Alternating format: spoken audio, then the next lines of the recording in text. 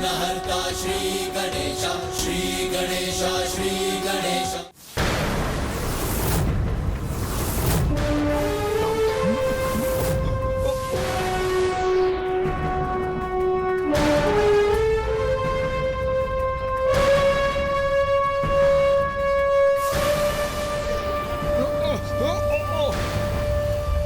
लंकेश और आत्मलिंग दोनों विपरीत दिशा में जा रहे हैं।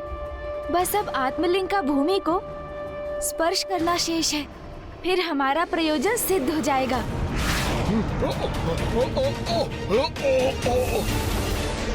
प्रभु का आत्मलिंग मुझसे दूर जा रहा है, ये उचित नहीं। कदाचित अब शीघ्र ही हम अपने उद्देश्य को प्राप्त करेंगे।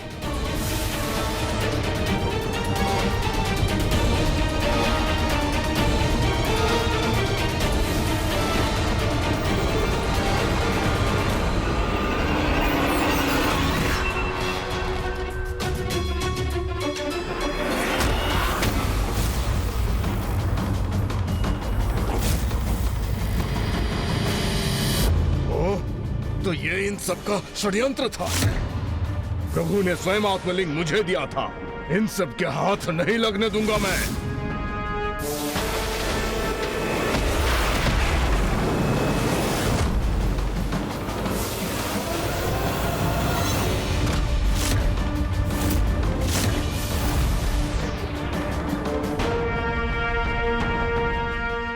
लंकेश तो पुनः आत्मलिंग की दिशा में बढ़ रहे हैं। श्रृंगी जी, भृंगी जी, पिशाच, बेताल,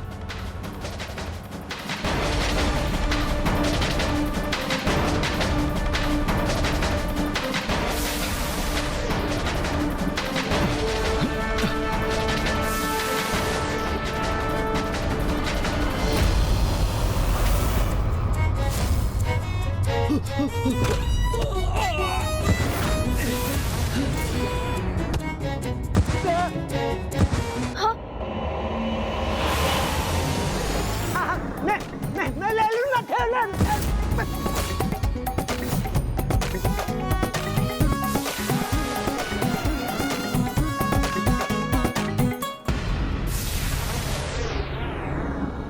हे प्रभु, क्या ये सभी कुछ भी करने में सक्षम नहीं है?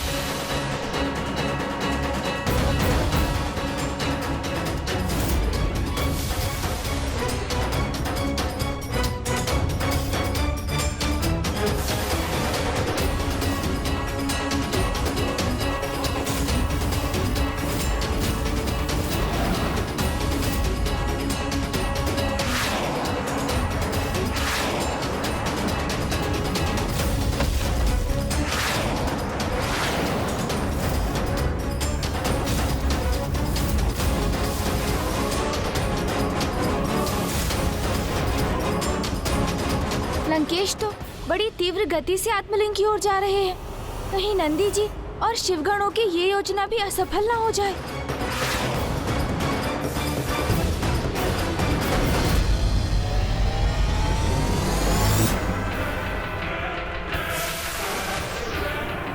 नंदेश्वर जी को आत्मलिंग के निकट कदापि नहीं पहुंचने दूंगा मैं।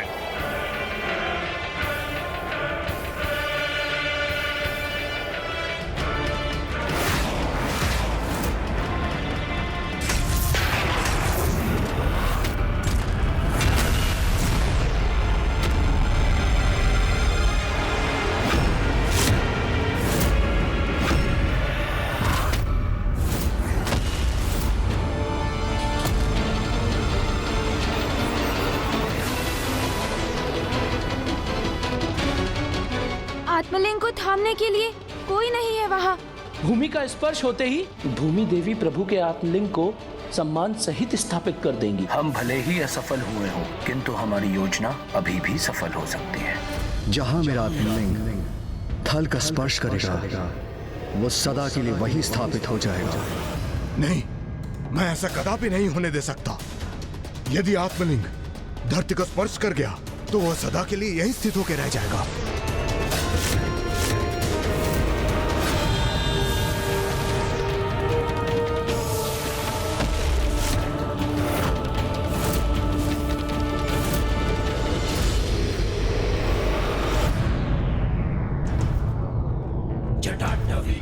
ज्वल प्रवाह भावित स्थले गलेव लम्ब्य लम्बिताम्बुजंग तुंग मालिका डमड्डमड्डमड्डमन्निनाद मड्डमर्वयं चकार चण्ड ताण्डवं तनोतु नः शिवा शिवम् ॐ नमः शिवाय ॐ नमः शिवाय ॐ नमः शिवाय ॐ नमः शिवाय ॐ नमः शिवाय ॐ नमः शिवाय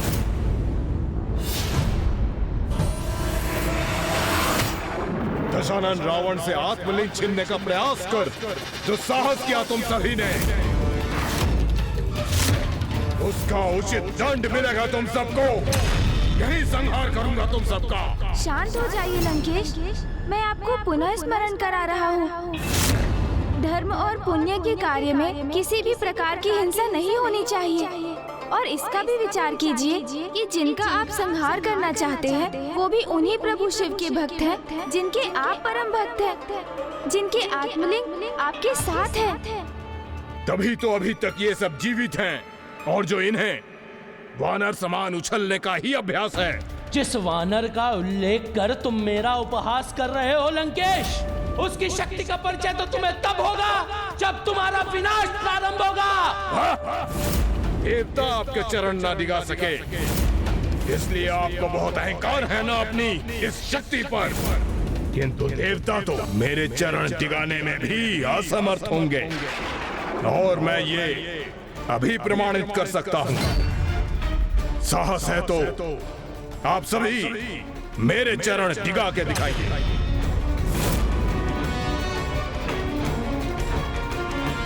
चलिए, मैं आप सभी के लिए चुनौती थोड़ा सरल बना देता हूँ। दोनों चरण नहीं, मात्र मेरा बायां चरण दिगा के दिखाइए।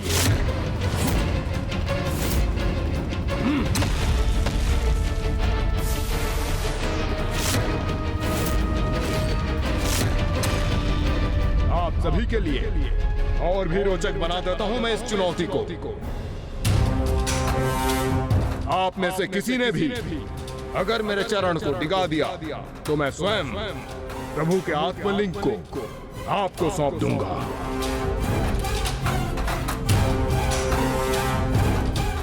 तो कहिए, है मेरी चुनौती स्वीकार करने का साहस किसी में आज?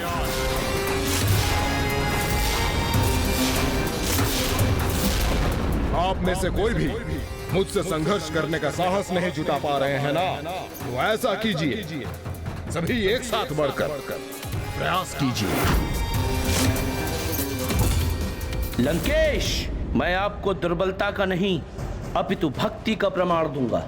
मैं भी तो देखूं मेरे भक्ति के बल के समक्ष कितनी देर टिक सकते हैं लंकेश।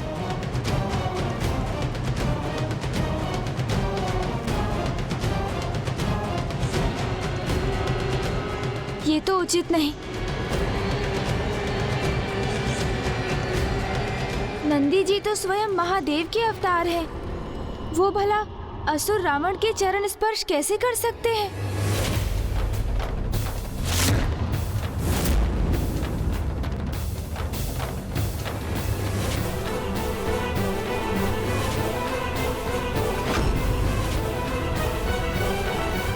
नंदेश्वर जी, आपने तो लंकेश की चुनौती उचित प्रकार से सुनी ही होगी। यदि लंकेश बलशाली है तो आप में भी तो अपार बल है। इसलिए आप बिना लंकेश का स्पर्श किए इनकी चुनौती को अवश्य पूर्ण कर सकते हैं। हाँ हाँ, और ये पुत्र सर्वथा उचित कह रहे हैं। यदि आप वास्तव में इतने शक्तिशाली हैं तो अपना चमत्कार दिखाइए।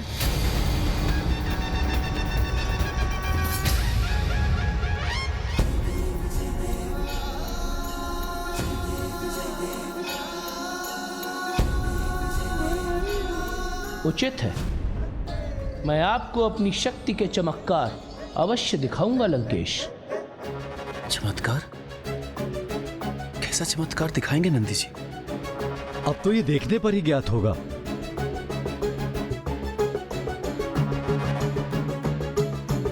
श्रृंगी जी, लंकेश रावण को उनके स्थान से डिगाने के लिए हमारा संपूर्ण तप नहीं, अपितु उसका एक अंश मात्र ही पर्याप्त है।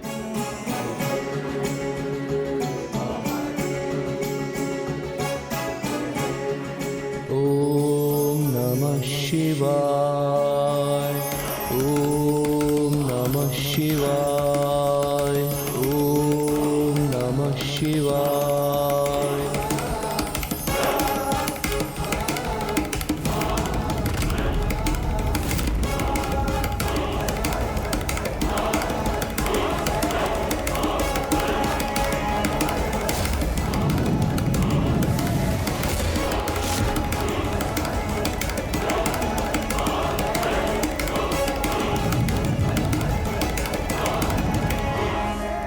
जितनी शक्ति का उपयोग करना चाहते हैं कर लीजिए नंदेश्वर जी, क्योंकि आपकी शक्ति लुप्त हो जाएगी, किंतु अब रावण को उसके स्थान से कदापि नहीं डिगा सकेंगे।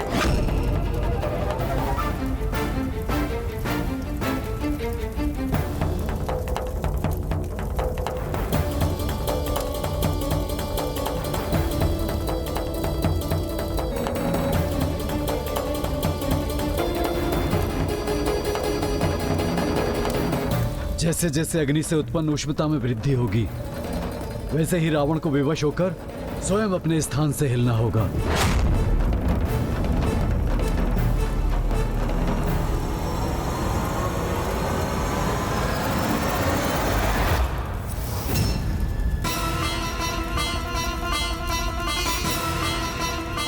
अब मैं भी देखता हूं लंकेश, कब तक आप इस अग्नि के ताप को सहकर अपने चरणों को पीछे हटने से रोकेंगे। आप भूल रहे हैं नंदेश्वर जी, इस समय मेरी सहन शक्ति की नहीं, परीक्षा तो आपकी शक्ति की है।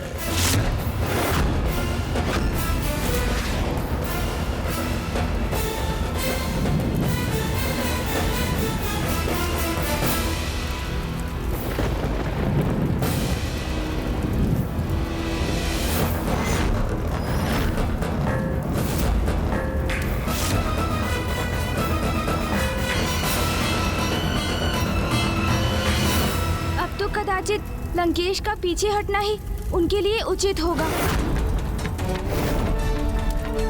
आप सभी को ऐसा लगता है कि मैं इस अग्नि के ताप के भय से प्रभु के आत्मलिंग को छोड़ दूंगा अथवा अपने चरण उठाकर पीछे हट जाऊंगा, तो भूल कर रहे हैं आप सभी, क्योंकि दशानन रावण को भस्म होना स्वीकार है, किंतु पीछे हटना नहीं।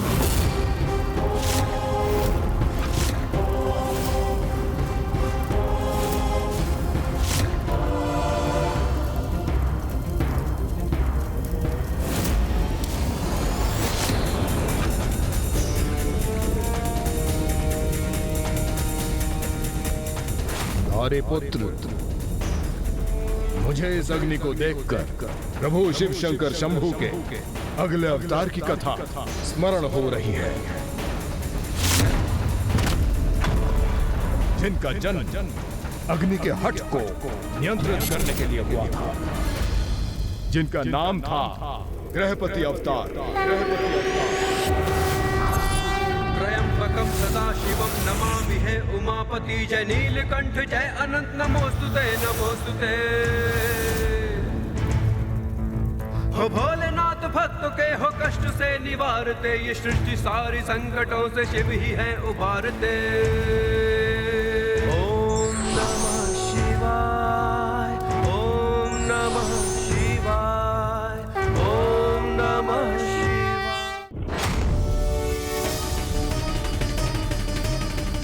आप इस प्रचंड अग्नि की चिंता मत कीजिए गौरी पुत्र, मैं इस प्रचंड अग्नि में रहकर भी आपको उनके गृहपति अवतार की कथा सुनाऊंगा। देखते हैं नंदेश्वर जी और उनके सहयोगी कितनी अवधि तक इसी प्रकार ताप का संचार करने में सक्षम रहते हैं।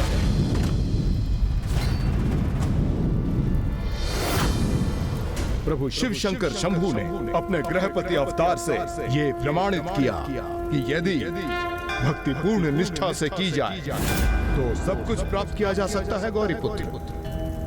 अर्थात यदि व्यक्ति उचित प्रयास करे वो अपने लक्ष्य तक पहुंचने में सफल हो सकता है।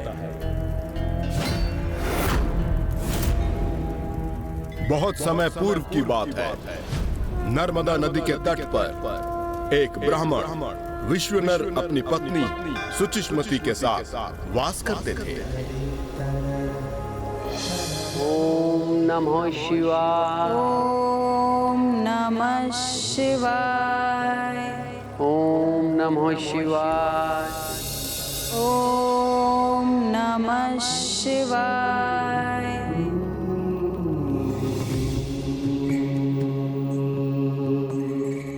ये पौधा तो कुम्हला रहा है, मुझे इसकी सेवा करनी चाहिए। ऋषिवर एवं उनकी पत्नी दोनों ही धर्मपरायण थे और ऋषि विश्वनर का हृदय इतना कोमल था कि वो अन्य किसी को कष्ट में देखकर उसकी सहायता करने से स्वयं को रोक ही नहीं पाते थे।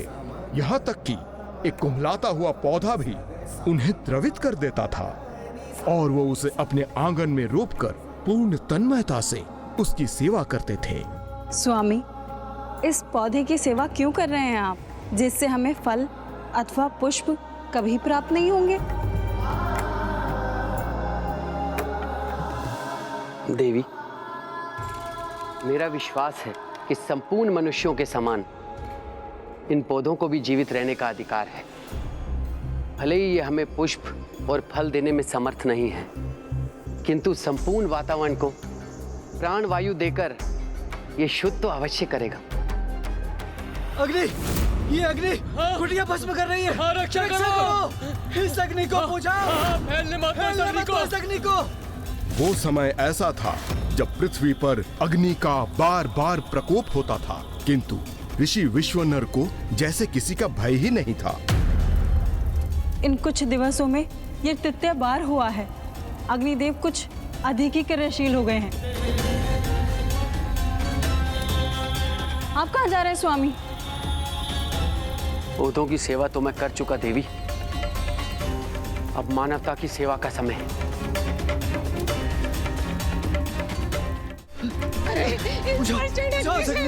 रक्षा कीजिए मेरे पुत्र की। रक्षा करो। शांत हो जाइए माता, हम इस जल से अग्नि को बुझाने का प्रयास कर रहे हैं। और जल लाओ, और जल लाओ। इस अग्नि के निकट भी जाना कठिन हो रहा है। अग्नि, अग्नि ये कुटिया भस्म कर रही है। रक्षा करो इस अग्नि को, बुझाओ और जलाओ।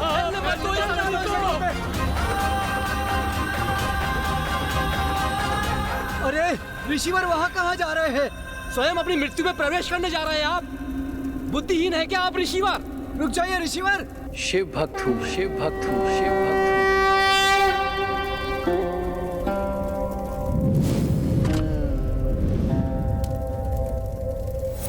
फिर क्या हुआ लंकेश, बताइए ना।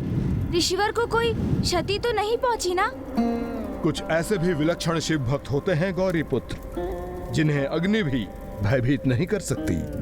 जैसे मैं इस अग्नि के मध्य स्थित हूँ, उसी प्रकार ऋषि विश्वनर उस झुलसती कुटिया के भीतर प्रवेश कर गए, वो भी पूर्ण साहस के साथ। और फिर उन्होंने उस बालक को ढूंढना आरंभ किया।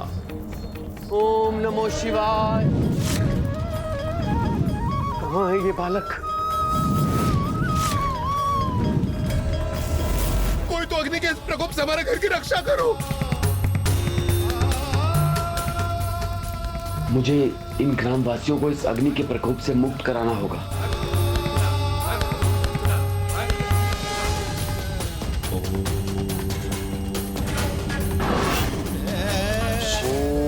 नमः शिवाय। ओम नमः शिवाय। ओम नमः शिवाय। नमः शिवाय। ओम नमः शिवाय। नमः शिवाय। ओम नमः शिवाय। ये ऊर्जा तरंगे अवश्य हमारी रक्षा का कारण बनेंगी। अब कदाचित ये अग्नि शीघ्र शांत होगी।